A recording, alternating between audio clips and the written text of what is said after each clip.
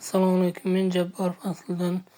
Dina tadbirkorligi pedagogik institutining xorijiy til adabiyoti va ingliz tili yo'nalishining 4-bosqich talabasiman bugungi mavzuyimiz internet tarmoqlarida subtitrlar orqali qanday foydalanamiz.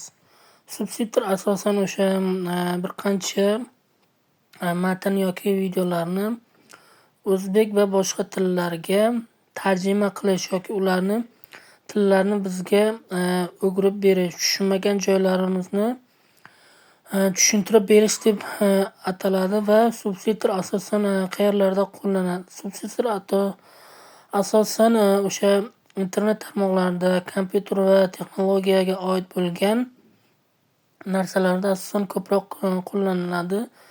Subtitrlar asosan o'sha insonlarga juda zarur bo'lmoqda. Hozirgi kunda ko'pchilik o'sha xorij kinolari yoki boshqa kinolarni ko'rayotganda o'sha tillarga tushunmasdan o'sha subtitr orqali o'sha ijtimoiy tarmoqlarda o'sha subtitr orqali matnni tez o'qib berish yoki skriptni yaratish yoki o'sha boshqa narsalar orqali o'sha subtitr orqali o'zlarining tiliga tushunarli qilib ko'ra boshlaydi va bu ko'rish oqibatida o'sha insonlar tilni yaxshi o'rganib boradi va bu til orqali o'sha boshqa joylarga borganda o'sha nutqlarni yanada rivojlantirib boradi.